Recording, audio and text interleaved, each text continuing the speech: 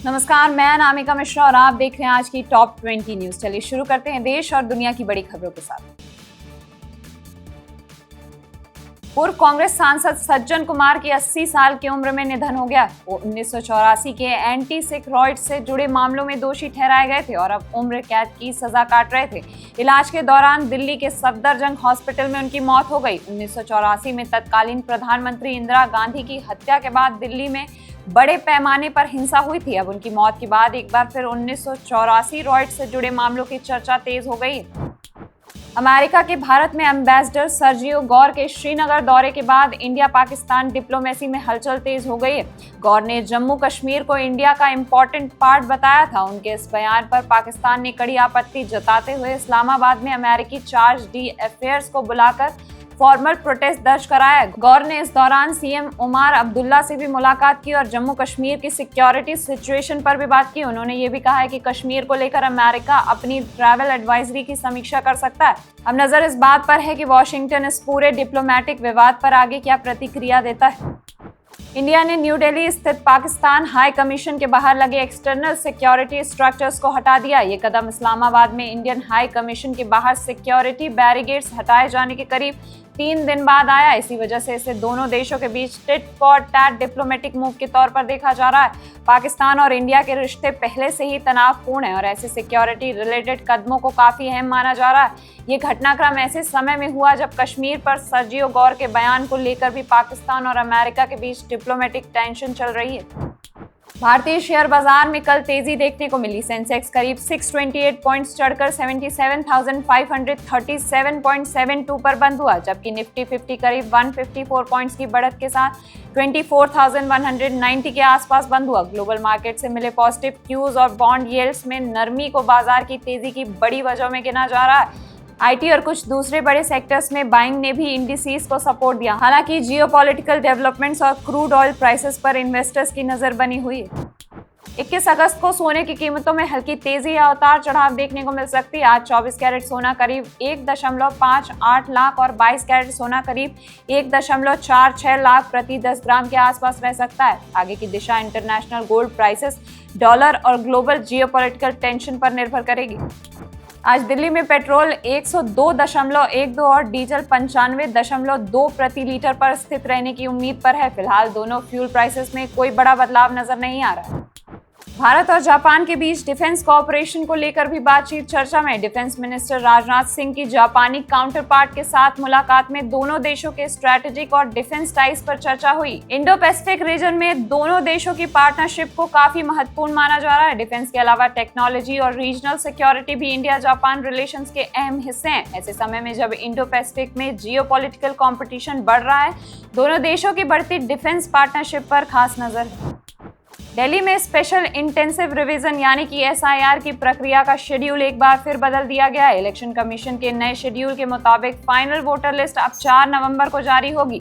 पहले इसे 27 अक्टूबर को जारी किया जाना था। ड्राफ्ट वोटर लिस्ट अब 31 अगस्त को आएगी और जिन लोगों के नाम छूटे होंगे वो 31 अगस्त से 30 सितंबर तक क्लेम्स और ऑब्जेक्शंस दाखिल कर सकेंगे। चुनाव अधिकारियों के मुताबिक शेड्यूल में बदलाव टेक्निकल और पोलिंग स्टेशन अरेंजमेंट से जुड़ा हुआ है।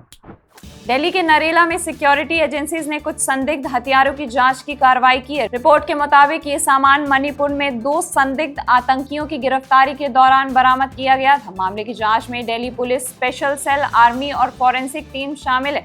बरामद सामग्री की जांच के बाद उसे सुरक्षित तरीके से नष्ट किए जाने की जानकारी सामने आई है। सुरक्षा एजेंसियां इस पूरे मामले के लिंक्स की भी जांच कर रही हैं।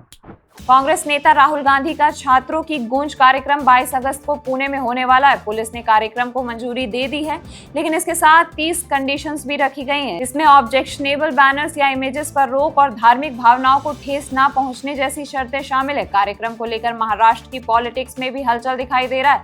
सीएम देवेंद्र फडणवीस ने भी इस मामले पर प्रतिक्रिया दी है।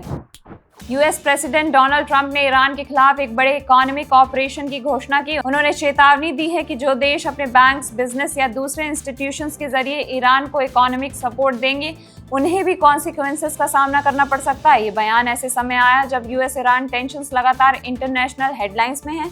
हॉर्मुज़ स्ट्रेट और रीजनल सिक्योरिटी को लेकर भी स्थिति पर दुनिया की नजर बनी हुई। इस पूरे मामले का असर ऑयल प्राइसेस और ग्लोबल मार्केट्स पर भी पड़ सकता है।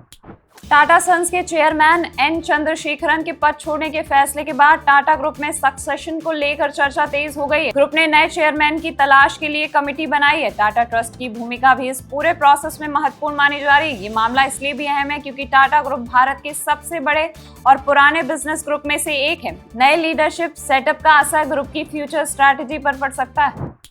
सुप्रीम कोर्ट ने सॉलिड वेस्ट मैनेजमेंट रूल्स का पालन नहीं करने वाले बल्क वेस्ट जनरेटर्स को लेकर सख्त रुख दिखाया है। कोर्ट ने कहा है कि नियमों का उल्लंघन करने वालों के खिलाफ पावर और वाटर कनेक्शंस काटने जैसे कदमों पर कार्रवाई की जा सकती है। इसका मकसद बड़े स्तर पर वेस्ट जनरेट करने वाली एंटिटीज को नियमों का पालन करने के लिए मजबूर करना है। कोर्ट ने साफ किया है कि वेस्ट मैनेजमेंट रूल्स को सिर्फ कागजों पर नहीं छोड़ा जा सकता। यूक्रेन की राजधानी कीव और आसपास के इलाकों में रशिया की तरफ से बड़ा मिसाइल और ड्रोन अटैक हुआ है। रिपोर्ट के मुताबिक हमले में कम से कम 12 लोगों की मौत हुई और 33 लोग घायल हुए हैं। रेसिडेंशियल बिल्डिंग्स के अलावा मेडिकल फैसिलिटीज और दूसरी सिविलियन इंफ्रास्ट्रक्चर भी प्रभावित हुई है। यूक्रेन ने बताया कि रशिया ने बॉलिस्टिक, क्रूज और हाइपरसोनिक मिसाइल्स के साथ बड़ी संख्या में ड्रोन्स का इस्तेमाल किया है। इस हमले के बाद पोलैंड और रोमानिया ने भी अपनी मिलिट्री रेडीनेस बढ़ाई है। मिडिल ईस्ट कॉन्फ्लिक्ट के बीच यूनाइटेड अरब एमिरेट्स ने ईरान के साथ अपने इकोनॉमिक रिलेशंस पर बड़ा फैसला लिया है। यूएई ने ईरान के साथ ट्रेड और फाइनेंशियल ट्रांजैक्शन सस्पेंड करने की घोषणा की है। ये कदम ऐसे समय पर लिया गया है जब गल्फ रीजन में सिक्योरिटी सिचुएशन लगातार तनावपूर्ण बनी हुई है। यूएई की कार्रवाई ईरान को इंटरनेशनल लेवल पर आइसोलेट करने की अमेरिकी कोशिशों के बीच महत्वपूर्ण मानी जा रही है। इसका असर दोनों देशों के व्यापार और रीजनल इकोनॉमी पर पड़ सकता है। गाजा में प्रपोज सीज फायर को लेकर अनसर्टेनिटी बनी हुई है। हालिया इजरायली एयर स्ट्राइक में कम से कम 10 लोगों के मारे जाने की रिपोर्ट सामने आई है, जिससे सीज फायर एफर्ट्स पर सवाल खड़े हो रहे हैं। इसी बीच इजरायली मिलिट्री ने गाजा में 2 पुराने इंसिडेंट्स को लेकर क्रिमिनल इन्वेस्टिगेशन शुरू करने की घोषणा की है। इनमें 5 साल की हिंद रजाब और उनके परिवार की मौत तथा रफा में पैलेस्टीन पैरामेडिक्स की मौत का मामला शामिल है। इंटरनेशनल कम्युनिटी की नजर अब इस बात पर है कि गाजा में प्रपोज पीस प्लान आगे बढ़ता है या नहीं। चाइना ने आर्टिफिशियल इंटेलिजेंस को लेकर ग्लोबल गवर्नेंस में अपनी भूमिका बढ़ाने की कोशिश तेज कर दी है। बीजिंग की तरफ से एआई के रिस्पॉन्सिबल डेवलपमेंट और इंटरनेशनल कोऑपरेशन पर जोर दिया जा रहा है। एआई टेक्नोलॉजी को लेकर अमेरिका और चाइना के बीच कंपटीशन पहले से काफी बढ़ा हुआ है। ऐसे में चाइना का ग्लोबल एआई रूल्स और गवर्नेंस में ज्यादा सक्रिय होना स्ट्रैटेजिक इंपॉर्टेंस रखता है। आने वाले समय में एआई रेगुलेशन और टेक्नोलॉजी स्टैंडर्ड्स को लेकर बड़ी इंटरनेशनल कंपटीशन देखने को मिल सकता है। स्ट्रेट ऑफ हॉर्मुज में जारी तनाव का असर अब सिर्फ मिडिल ईस्ट तक सीमित नहीं रहा। ये रूट ग्लोबल ऑयल ट्रांसपोर्टेशन के लिए बेहद महत्वपूर्ण है और कॉन्फ्लिक्ट के कारण शिपिंग और एनर्जी सप्लाई को लेकर अनसर्टेनिटी बनी हुई है। रिपोर्ट्स के मुताबिक यूएस मिलिट्री एक डिस्क्रीट शिपिंग कॉरिडोर के जरिए ऑयल शिपमेंट्स को फैसिलिटेट कर रही है। अगर डिसरप्शन लंबे समय तक जारी रहता है तो क्रूड ऑयल प्राइसेस, इन्फ्लेशन और दुनिया भर की इकोनॉमीज पर भी असर पड़ सकता है। दिल्ली एनसीआर में गुरुवार को बारिश ने लोगों को उमस और गर्मी से राहत दी। आईएमडी के मुताबिक आने वाले दिनों में भी देश के कई हिस्सों में मानसून एक्टिविटी बनी रह सकती है। दिल्ली समेत उत्तर भारत के कुछ इलाकों में बारिश और थंडरस्टॉर्म की संभावना है। उत्तर प्रदेश, हिमाचल प्रदेश, मध्य प्रदेश और कुछ पूर्वी राज्यों में भी हैवी रेनफॉल को लेकर अलर्ट जारी किया गया है। आईएमडी ने 24 अगस्त तक कई हिस्सों में बारिश और तेज हवाओं की संभावना जताई है। बैडमिंटन वर्ल्ड चैंपियन 2026 में भारत के लक्ष्य सेन को बड़ा झटका लगा। उन्हें अमेरिका के 18 साल के और वर्ल्ड रैंकिंग में 92वें स्थान पर मौजूद गैरेट टैन ने दूसरे राउंड में हरा दिया है। टैन ने करीब 73 मिनट चले मुकाबले में लक्ष्य को 3 गेम्स में मात दी है। ये नतीजा इसलिए भी बड़ा माना जा रहा है क्योंकि लक्ष्य टूर्नामेंट में सीडेड प्लेयर्स में शामिल थे। वहीं आज पीवी सिंधु, आयुष शेट्टी और सात्विक चिराग जैसे भारतीय खिलाड़ियों पर भी नजर बनी रहेगी। आज के लिए बस इतना ही। ऐसी ही देश और दुनिया की बड़ी खबरों के लिए देखते रहिए बजरबट्टू दुनिया।